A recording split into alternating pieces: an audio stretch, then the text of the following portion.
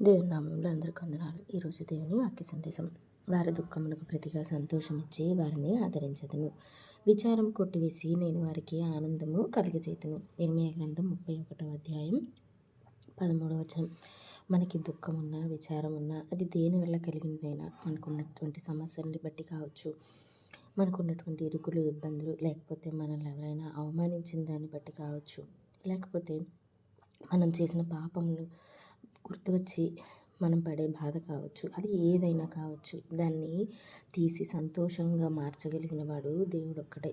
ఈ లోకంలో చాలామంది సంతోషంగా ఉండడం కోసం వేటినో ఆశ్రయిస్తూ ఉంటారు. మనశ్శాంతి కోసం దేన్నో ఆశ్రయిస్తూ ఉంటారు. లాఫింగ్ థెరపీ అని, ఇంకొకటని, లేకపోతే ఏవేవో తాత్కాలికమైన వాటిని చాలామంది ఆశ్రయిస్తూ ఉంటారు.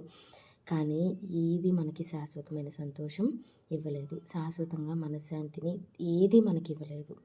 ఒక్క దేవుడు తప్ప ఇంకా ఏది, అది నువ్వు ఏమి చేసినా సరే మనకు వచ్చే ఆనందం లేకపోతే సంతోషం అనేది కేవలం తాత్కాలికమైనదే తప్ప శాశ్వతమైనది మాత్రం కాదు. మనకున్నటువంటి ఏ సమస్య అయినా పరిష్కరించగలిగేది దేవుడు ఒక్కడే. మనం ఎంతమంది అధికారులను ఆశ్రయించినా, ఎంతమంది రాజకీయ నాయకులను ఆశ్రయించినా, లేకపోతే ఎవరినైనా ఆశ్రయించినా, దేవుడు ఆ సమస్యని తీసివేయకపోతే, మనలో ఉన్నటువంటి ఆ బాధను, ఆ విచారాన్ని, దుఃఖాన్ని దేవుడు తీసివేయకపోతే ఇంకెవ్వరూ దాన్ని తీసివేయలేరు.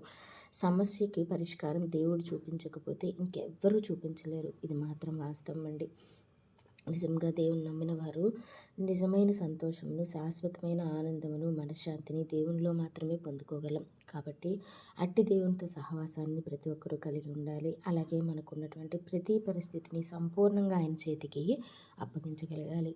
అప్పుడు మాత్రమే మన సమస్యలకి శాశ్వతమైన పరిష్కారం దొరుకుతుంది అని తెలియజేస్తూ వందనాలు.